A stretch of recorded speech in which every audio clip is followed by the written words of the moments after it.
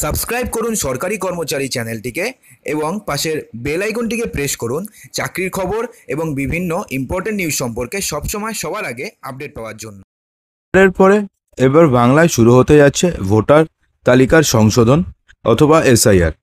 তো এই অবস্থায় বাংলায় এসআইআর শুরু হওয়ার আগে এবার কয়েকটি বড়সড় সিদ্ধান্ত নিয়েছে অথবা কয়েকটি বড়সড় ঘোষণা করেছে নির্বাচন কমিশন।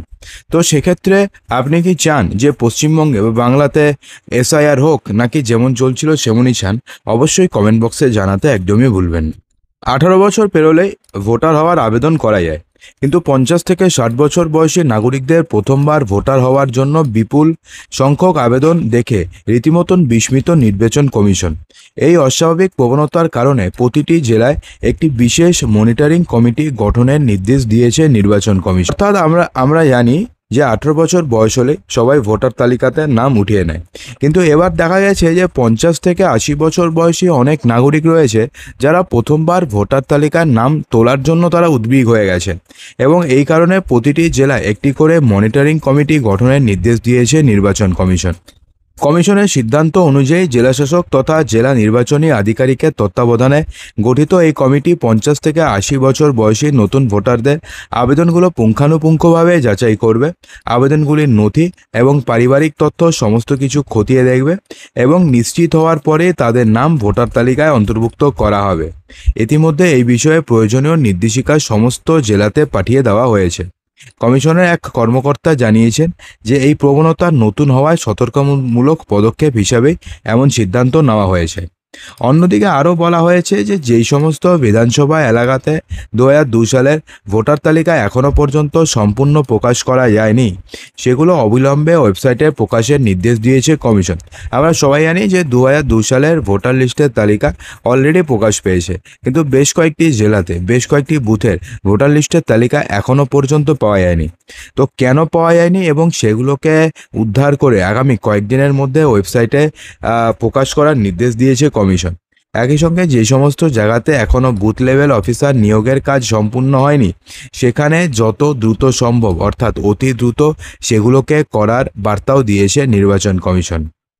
এদিকে দেখুন যে বাংলায় ভোটার কার্ড ভেরিফিকেশনের আগে আরও একটি বড়সড় ঘোষণা করেছে নির্বাচন কমিশন, এবং এটা কিন্তু বিহারের জন্য। পশ্চিমবঙ্গের ক্ষেত্রে কিন্তু এটা এখনও ঘোষণা করা হয়নি, কিন্তু আপনারা সবাই জানেন যে বিহারে যেটা হচ্ছে পশ্চিমবঙ্গেও আগামী কয়েকদিনের মধ্যে অর্থাৎ এসআইআর যখন হবে সেম নির্দেশই বলবৎ থাকবে।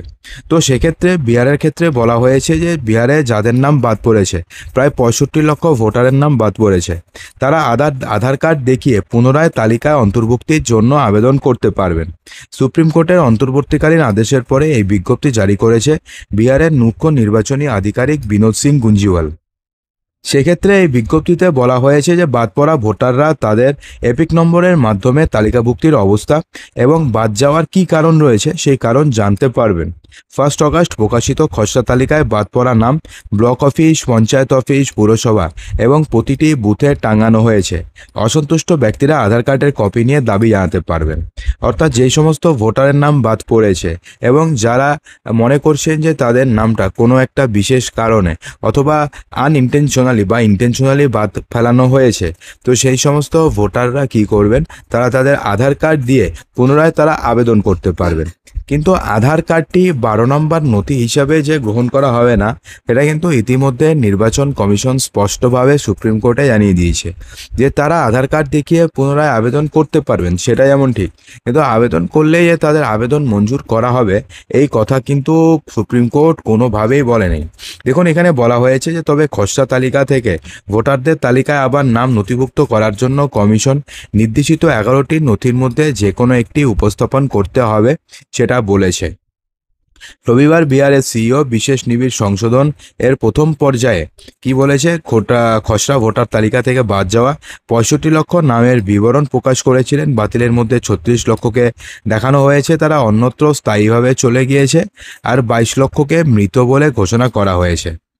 সুপ্রিম কোর্ট এসআইআর এর বিরুদ্ধে আবেদনের শুনানি করার সময় নির্বাচন কমিশনকে খসড়া তালিকা থেকে বাদ পড়া নাম এবং বাদ দেওয়ার কারণ প্রকাশ করার নির্দেশ দিয়েছিল। এক্ষেত্রে বিরোধী দল এবং অন্যান্য কর্মীরা এসআইআর প্রক্রিয়া নিয়ে উদ্বেগ প্রকাশ করেছেন। তারা দাবি করেছেন যে এসআইআর প্রক্রিয়া চলাকালীন মৃত ঘোষণা করা এবং বাদ যাওয়া বেশ কিছু ব্যক্তি আসলে জীবিত রয়েছে। বিহারে মোট ভোটারের সংখ্যা 7,89,89,00,000। এর মধ্যে প্রথম খসড়ায় বাদ পড়েছে বা প্রথম খসড়াতে নাম রয়েছে 7,24,00,000 মানুষ, অর্থাৎ প্রায় 64 লক্ষ মানুষের নাম পুরো ভোটার তালিকা থেকে বাদ দেওয়া হয়েছে। এবং নির্বাচন কমিশনের তরফ থেকে বলা হয়েছে যে এই যে বাদ দেওয়া ভোটার রয়েছে তার মধ্যে বেশ কয়েকজন রয়েছে যারা অন্যত্র স্থায়ীভাবে চলে গেছেন এবং কয়েকজন ভোটার রয়েছে যারা হচ্ছে মৃত।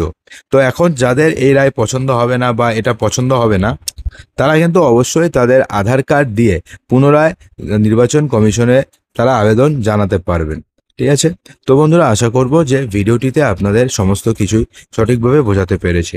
যদি ভিডিওটি ভালো লেগে থাকে তো লাইক করবেন, বন্ধুদের মাঝে প্রচুর শেয়ার করবেন এবং চ্যানেলটিকে সাবস্ক্রাইব অবশ্যই করবেন।